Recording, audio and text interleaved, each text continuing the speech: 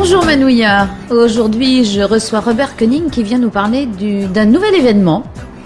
Oui, c'est la naissance du carnet numéro 2 de l'association TNT. TNT qui, traduit en français, veut dire simplement Genèse. La Genèse, alors la Genèse de quoi? La genèse de tout, ma chère Martine, bien entendu. Ou alors là on va plonger dans le passé lointain, moyen... On va plonger dans le passé moyen parce que cette association, TNT, a été fondée dans les années 1970 par Monseigneur Michel Koppenrath et par le pasteur Samuel Raapoto. Et ils étaient soucieux que l'histoire chrétienne fasse partie vraiment intégrante de l'histoire de ce pays. Et c'est la raison pour laquelle l'association TNT a été créée et qu'elle a participé à la naissance, c'est-à-dire à la genèse du musée de Tahiti et des îles d'aujourd'hui. Et donc, voici le deuxième carnet réalisé par l'association TNT. Le premier a paru dans la première moitié de cette année. C'était un premier bicentenaire en avril, le bicentenaire de la naissance de Tepano Josen, qui est bien connu avec son dictionnaire et plein d'autres choses. Et la deuxième partie de l'année, c'est un deuxième bicentenaire, c'est le bicentenaire de la bataille de Feipi, le 12 novembre 1815. Et donc qui va tomber pile poil pendant le Salon du Livre? Non, ce sera pile poil, mais une semaine avant le Salon du Livre, bien donc entendu. C'est la bataille de Feipi qui va être racontée. Comment ça va se passer? Alors la bataille de Feipi, c'est un événement essentiel parce que on ne sait pas exactement comment il faut la raconter. Pendant longtemps, on l'a racontée de la manière suivante. C'est la bataille qui a opposé les païens aux chrétiens. Ou bien ça a opposé pendant très très longtemps, on pourrait dire, les modernes et les anciens. Vieille querelle. Vieille querelle, bien entendu. Et nous avons les premiers textes qui évoquent cette bataille de Feipi, non pas écrits par les témoins, mais disons par les historiens qui ont pu interroger les témoins de la bataille.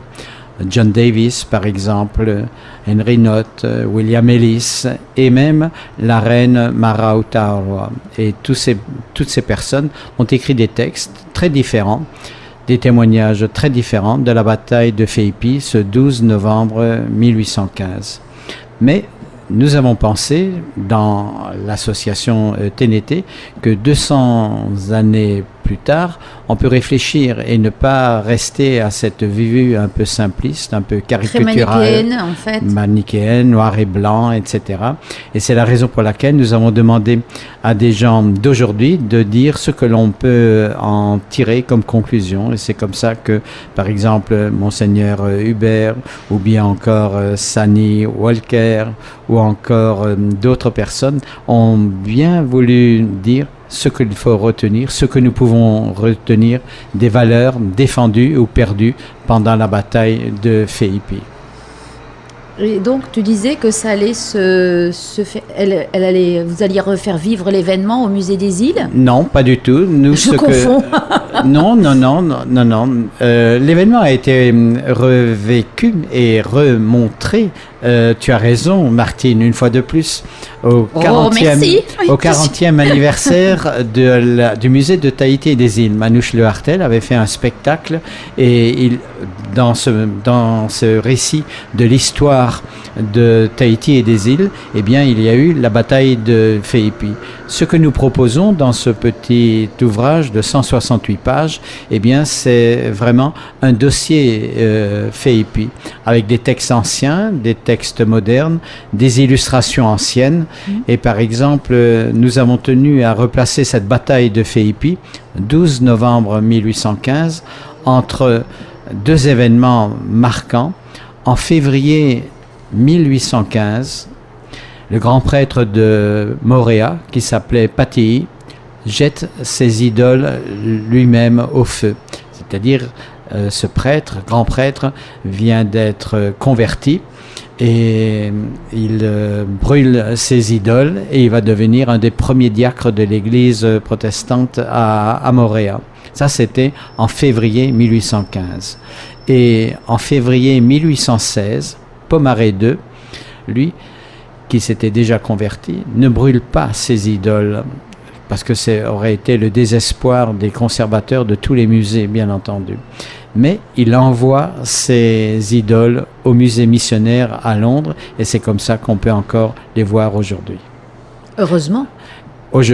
Bien sûr. Donc, entre brûler les idoles et conserver les idoles dans un musée, eh bien, il y a la place pour une bataille. C'est la bataille de Philippi, le 12 novembre 1815.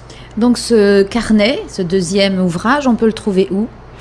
Ce deuxième carnet, on le trouvera à la boutique du musée, on le trouvera au presbytère de la cathédrale de Papeete et dans toutes les boutiques. Bonne librairie. Oui, c'est ce qu'on dit toujours. Bien, mais je te remercie, Robert. Donc, tu nous redonnes le titre, s'il te plaît ?